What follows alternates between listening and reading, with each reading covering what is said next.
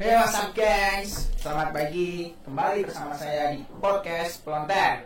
Sebelumnya perkenalkan, nama saya Faiz Octaviansyah dari Pendidikan Jasmani Angkatan 2021 Universitas Jenderal Sudirman. Baik, pada kesempatan kali ini kita akan bincang santai dengan teman sekaligus atlet handball atau atlet cabur bola tangan di Banyumas. Sebelum itu kita perkenalkan dulu Mas Edi, apa kabar? Kabar baik Mas. Alhamdulillah. Gimana hari-harinya Mas? Hari-harinya seperti biasa, masih Aduh. kuliah masih seperti biasa lah Mas. Oke. Layaknya mahasiswa. Tapi Mas Edi ini bau-baunya kayaknya lagi senang habis cair atau gimana nih Mas? Kok cair Mas? Ya disyukuri banyak. Alhamdulillah. Banyak apa?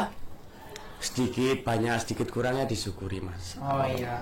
Ngomong-ngomong kemarin Mas Edi ini habis kejuaraan apa nih Mas? Kebetulan saya habis kejuaraan Porprov di Kabupaten Pati.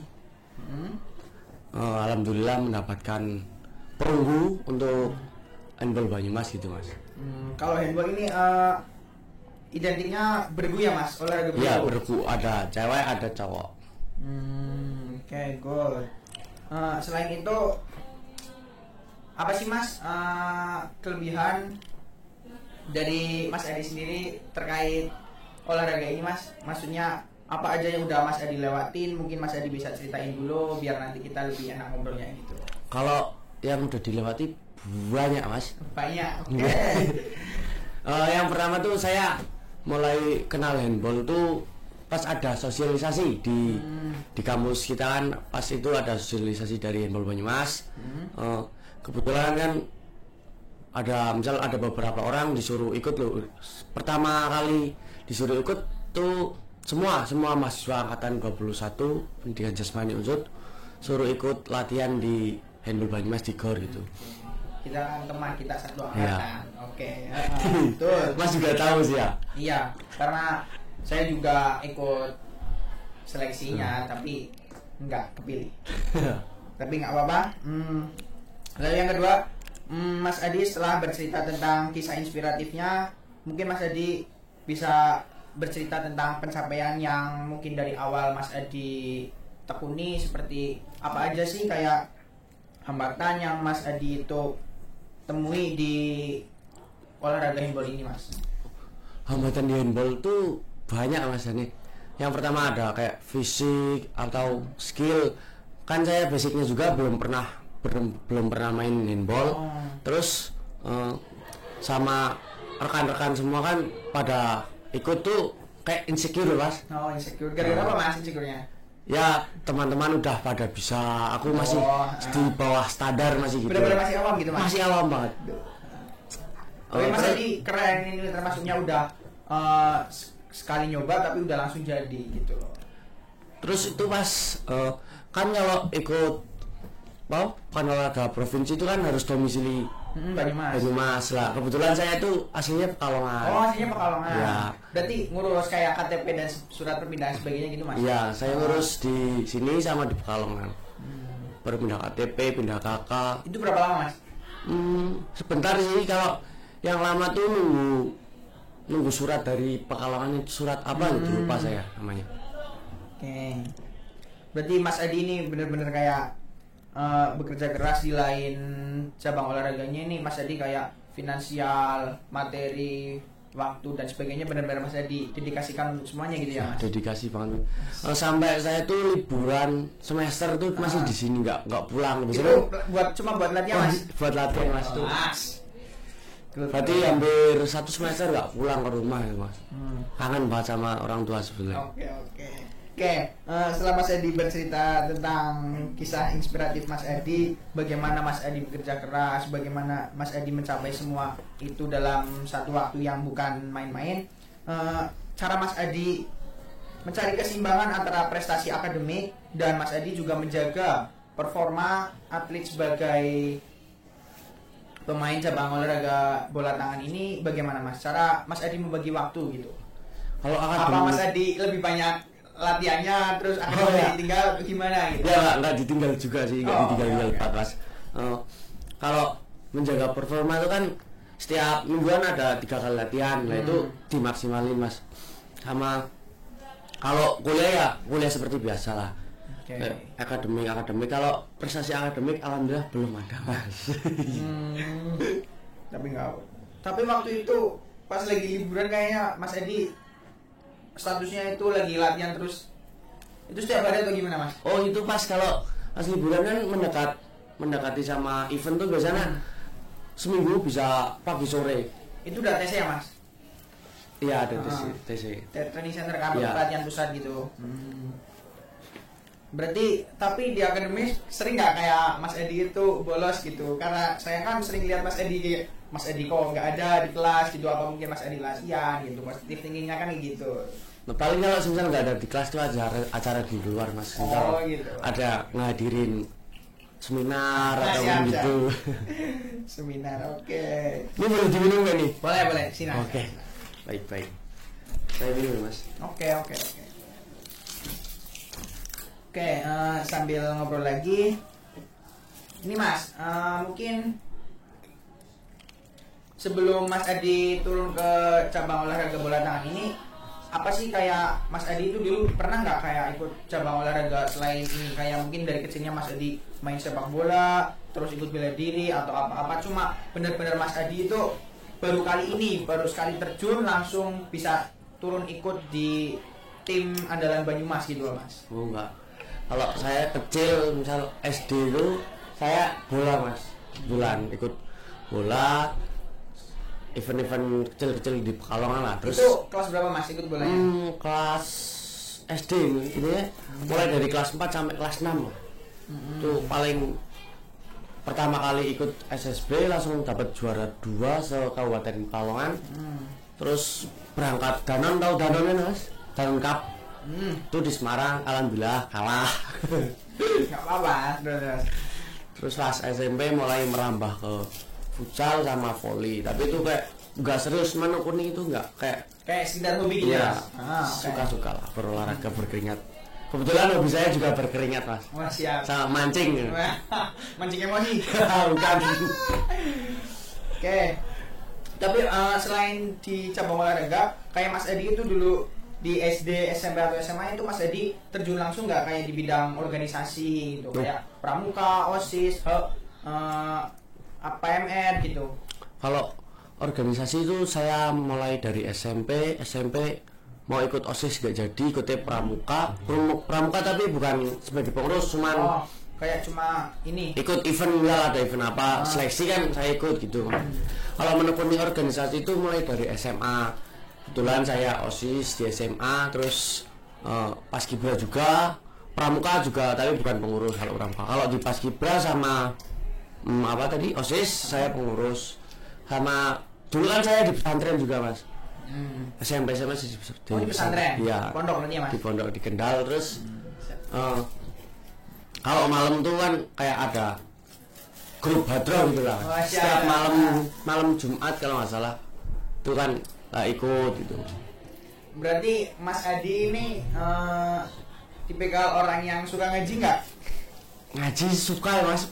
Saya Islam nih. Oh iya, maksudnya itu kan Mas Adi di pondok pesantren nih. Mayoritas kan bukan mayoritas, emang udah nyatanya di situ kan orang Islam semua. Nah itu Mas Adi sering nggak kayak store hafalan gitu, kayak tahfidz gitu? Kalau hafalan di pondokku tuh nggak kayak di ditekanin terus misal harus 30 juz tuh enggak. Ya harus ada hafalan minimal 2 juz gitu. Oke, Mas Adi hafal berapa juz nih? Alhamdulillah baru 1 juz mas. Itu masih udah nggak disimak lagi, nggak hafal lagi, lupa. Oke, good. Kalau boleh tahu ini Mas Adi berapa saudara sih? Saya 3 saudara. Mas Adi anak berapa? Anak ketiga. Yang pertama itu ada kakak saya, yang kedua mbak, yang ketiga saya. Oke, setelah mendengar beberapa cerita dari kehidupan Mas Adi, mungkin dari Mas Adi bisa memberikan nasihat atau pelajaran utama yang ingin Mas Adi bagikan kepada pendengar semuanya, di mana Mas Adi itu mencapai prestasi yang lebih besar dalam hidup. Jadi kayak Mas Adi itu bisa memberikan motivasi apa sih hal-hal yang perlu dijalani, hal-hal yang perlu ditekuni gitu. Kayak apapun itu hambatannya, selagi Mas Adi bisa, pasti terlewatkan. Mungkin dari Mas Adi bisa apa ya motivasi. Kalau motivasi dari diri saya sendiri tuh gini Mas, dia bisa, saya masa nggak bisa gitu. Good. Terus kalau motivasi buat teman-teman ya harus berani mencoba hal-hal yang baru gitu aja. Walaupun sering kan pada katain jangan berada di zona nyaman gitu, keluar dari zona nyaman. Nanti ya itu mesti ada hasil yang dituai gitu. Berarti kesimpulannya di saat orang lain bisa, kenapa kita nggak bisa? Ya, gitu, itu sip banget. Kayak apapun itu hambatannya, apapun itu jalannya, selagi orang lain udah pernah melewati itu, kita yakini, kita percaya kalau semisal kita bisa melewati. Ya, sip. Berarti Mas Adi selama ini menjalani itu semua dengan ikhlas, Mas? Alhamdulillah guys. Kalau nggak ikhlas ya nggak mungkin diridhoi. Doa orang tua juga benar. manjur banget Mas. Walaupun capek gitu ya Mas? Capek ya tetap harus dilaksanakan, namanya juga hidup. Dengan brutal, dengan ugal-ugalan, tapi dengan doa restu itu Mas Adi bisa melewati semuanya gitu ya Mas? Kalau ada cobaan ya dicobain Mas gitu. Betul, oke. Selanjutnya ini Mas, bagaimana sih cara Mas Adi mengatasi rasa takut atau keraguan dalam perjalanan menuju prestasi cabur bola tangan ini Mas? Apalagi kan ini ranahnya tim ya Mas. Biasanya kan kalau dalam satu tim itu ada satu orang yang bikin permainan kacau, itu biasanya kena semuanya gitu Mas. Bagaimana cara Mas Adi mengatasi rasa takut dan juga keraguan dalam diri maupun tim gitu Mas? Kalau takut sih saya tipikal orangnya nggak pernah takut ya Mas. Siap. Pede aja. Karena di pondok udah diajar keras-kerasan gitu ya Mas. Pede terus tapi kalau misal masalah tim tuh ya yang pertama kalau di in game tuh kayak pas main tuh ya misalkan misal ada ya pemain yang nggak apa namanya, misal flag misal wing tuh nggak konsen biasanya, ditarik dulu sama pelatih terus diomongin nanti baru dimasukin lagi gitu. Terus alhamdulillah saya juga bersyukur sih Mas ikut di Handball Banyumas tuh kayak rasa keluarga ada, rasa percaya diri meningkat, teman-temannya asik semua. Kayak enggak wah saya sudah bisa enggak. Pada ngajarin semua loh, senior tuh pada ngajarin gitu. Kamu kurang ini itu. Berarti di lain sisi selain tim Handball Banyumas ini hebat-hebat, di lain sisi mereka juga pada humble gitu ya Mas. Humble sekali. Teman-teman yang kayak ibaratnya belum bisa, kamu harus ini itu gitu. Tanpa mengurangi rasa hormat mereka gitu. Dia tipikal tuh gini, saling menghargai lah. Kamu kurang ini didomongi, aku kurang ini ngomongin gitu, nggak acuh tak acuh gitu, nggak buang muka, buang apa, terima semua masukan, terima yang baik, saring yang buruk gitu. Biasanya gitu. Kayak selain itu jadi benar-benar bahan evaluasi buat kita ke depannya gitu. Betul banget, itu sangat membantu performa banget. Kayak kurang apa kan itu tim loh Mas. Kalau tim ya saling menguatkan. Kalau tim sendiri, kalau individualnya tinggi ataupun tuan tetap hancur tim Mas, nggak bisa. Berarti selain Mas Adi dapat pengalaman, Mas Adi di situ juga dapat keluarga baru. Oke, good Mas Adi. Selain itu nih Mas Adi, bagaimana sih cara Mas Adi itu merencanakan dan mengatur tujuan prestasi? Kayak bagaimana Mas Adi itu menekuni bidang olahraga ini, cabur bola tangan, yang dimana bagaimana cara Mas Adi mencapai semua tujuan itu? Kan karena yang awalnya itu Mas Adi benar-benar masih awam dan sekarang itu bisa dibilang udah expert gitulah dalam bidang ini. Bagaimana sih cara mengatur tujuan prestasi Mas Adi? Di lain sisi kan Mas Adi juga mahasiswa gitu. Mengatur ya harus tahu bisa manage waktu Mas. Gimana saya bisa menempatkan diri. Misal kalau dilihatin ya harus latihan, kalau di kampus layaknya mahasiswa gitu. Berarti profesionalisme ya Mas? Iya, proses profesional. Kayak Mas Adi ketika menjadi mahasiswa ya tugas Mas Adi belajar. Ya belajar harus Kayak tugas Mas Adi punya tanggung jawab ya. latihan. Punya tanggung jawab yang harus digugurin ya digugurin gitu. Tapi ada nggak sih Mas biasanya kan kayak Mas Adi itu izin buat latihan nih. Nah dari dosen atau dari dosen biasanya itu izin nggak sih Mas, atau itu biasanya memberikan statement yang baik atau buruk ketika mahasiswanya itu mau bertanding gitu, mau latihan gitu Mas? Oh ya, mesti ada aja sih kalau dosen yang begitu. Tapi kan kita nggak ambil pusing Mas, kita juga ada surat dari KONI, terus surat kan nggak bisa surat KONI langsung turun ke dosen itu nggak bisa. Kita harus ngajuin ke dekanat, kita bikin surat dari dekanat keluarin baru ke jurusan. Berarti ada prosedurnya itu Ya, Mas? ada prosedur. Mau nggak mau dosennya harus mengizinkan. Kalau nggak mengizinkan ya ada surat gitu. Tapi biasanya ada aja sih gitu. Tapi pernah nggak sih Mas kayak Mas Adi itu nggak dapat izin, nggak dapat surat, tapi Mas Adi itu di waktu itu harus benar-benar latihan dan dosen itu nggak ngizinin? Pernah nggak Mas Adi itu Pernah, Mas. bolos buat latihan? Pernah Mas, itu sampai saya satu tim berarti kan hampir rata-rata kan satu angkatan saya. Timnya. Oh timnya itu nggak ada yang berangkat ya udah. Berarti nggak berasa tuh berangkat semua Ya itu. Tapi kalau misal ada kepentingan kan kuliahnya apa, kalau misal masih bisa diizin kita bisa izin. Kalau misal UTS, UAS ya harus ikut yang kuliah dulu. Oke, kalau boleh tahu itu jaket yang dibawa Mas Adi itu jaket Mas kemarin dari Mas? Iya kemarin dapat dari sini biasa pagi Mas. Oke, good. Saya dapatnya cuma beberapa doang. Oh berarti kalau dari ini dapetnya apa aja Mas, kayak jersey atau apa? Oh dapat alhamdulillah dapat jersey, training sama jaket. Kalau bonus gimana Mas? Saya enggak. Jangan bicarain bonus Mas. Oh, siap. Dapat sarung Mas, bersyukur banget. Alhamdulillah. Oke. Ya semoga dapat bonus ke depannya. Amin. Ada yang bilang gitu.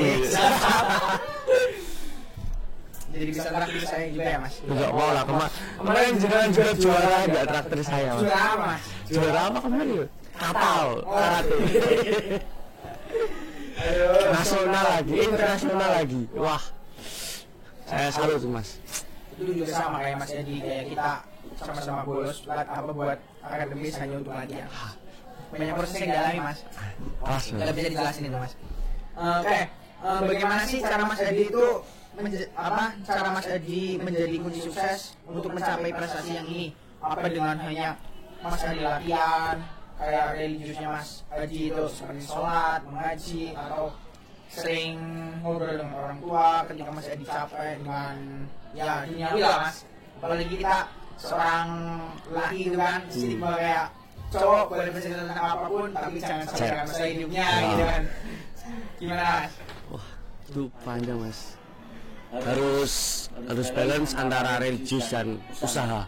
Yang penting itu usaha. Kalau hasil kita serahkan sama yang di atas itu. Usaha berdoa.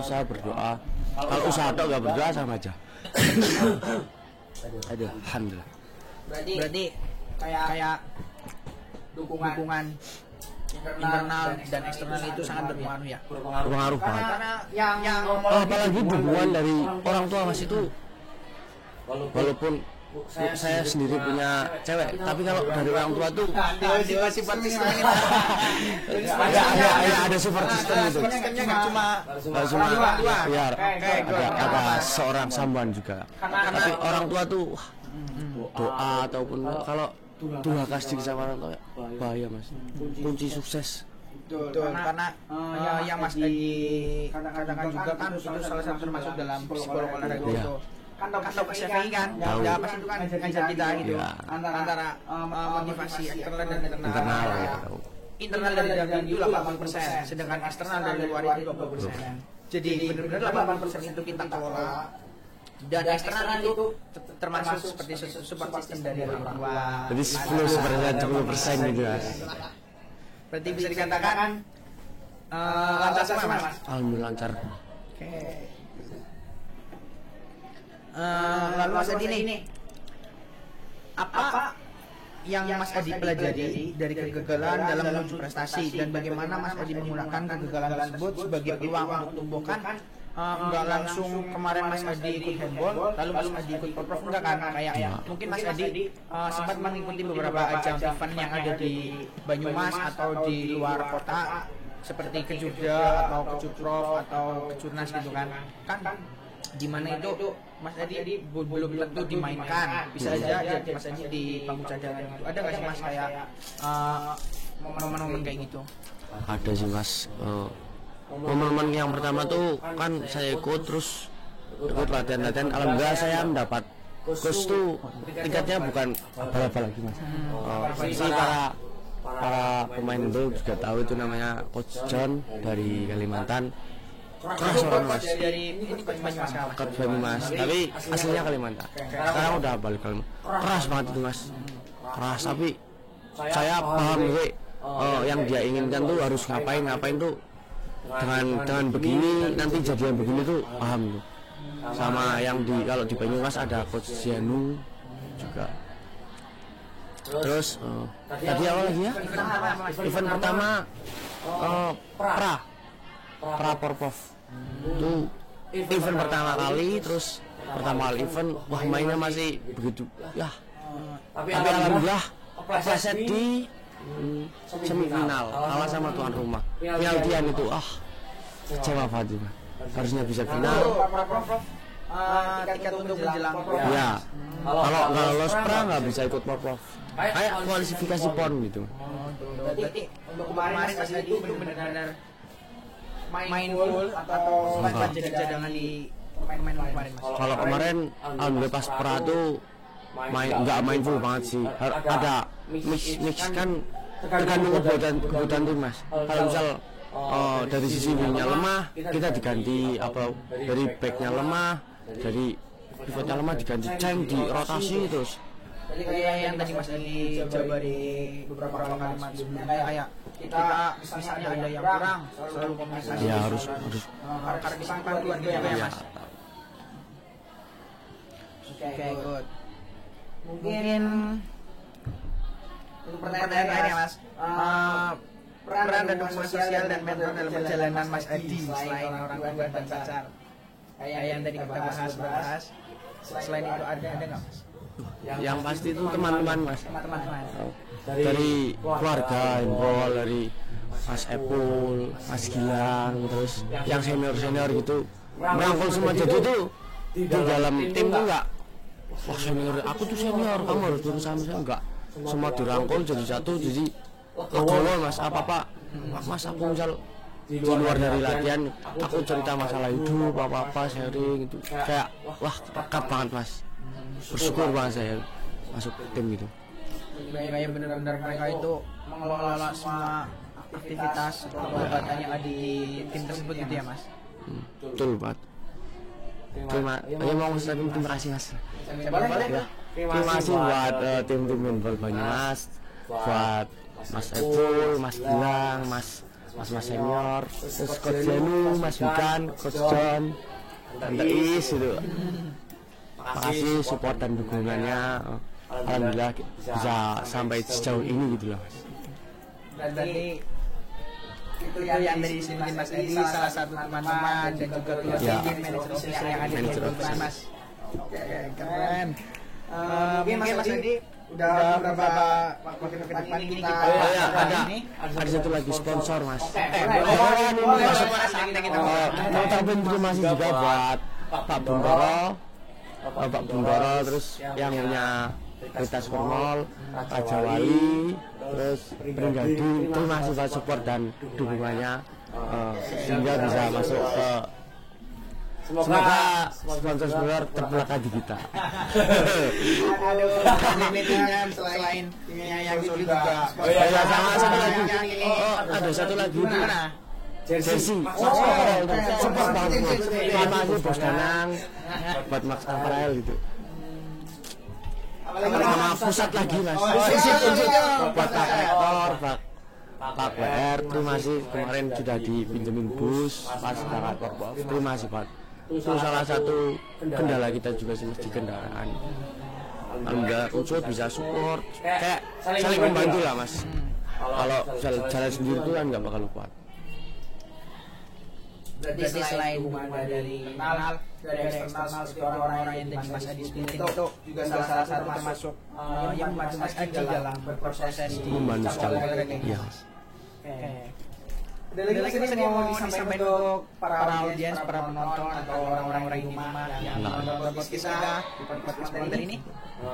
Buat orang ini pesan dan kesan selama Mas Adi ada di cabang olahraga ini, apalagi dukungan dari orang-orang terdekat. Pesan saya bersyukur sih itu aja. Kalau jangan tahu sistem padi ya Mas, semakin bersih semakin itu. Iya harus begitu Mas. Terus pesan saya buat adik-adik yang mau jangan putus asa, terus semangat ini. Walaupun banyak misal, oh mas-masnya ini kok gini enggak, itu tuh buat kalian explore sendiri itu biar menjadi kedepannya. Kalau nggak gitu nanti dari diri sendiri nggak akan ke explore gitu Mas. Karena dari pengalaman semuanya yang pernah kita lewati akan menjadi jalan buat kita ke depannya. Ya, betul. Lebih baik. Oke, terima kasih Mas Adi. Terima kasih atas waktunya yang sangat inspiratif luar biasa. Cerita Mas Adi ini mengingatkan kita bahwa dengan tekad keras, dengan tekad yang kuat, kita semua dapat mencapai prestasi yang luar biasa dalam kehidupan kita. Yang pada intinya, kamu hanya perlu sabar yang terbatas untuk bisa menjadi pantas. Sip. Oke, dan itu adalah akhir dari episode kali ini tentang prestasi yang inspiratif dalam podcast Plonter, sehingga kami berharap para penonton dapat terinspirasi dan siap untuk mengejar impian Anda. Dan ingat jangan sampai pantang menyerah. Jangan lupa juga berlangganan di podcast Plonter. Nanti Podcast Plonter. Terus subscribe guys. Mendengarkan lebih banyak dan cerita inspiratif di masa mendatang. Terima kasih, sampai jumpa.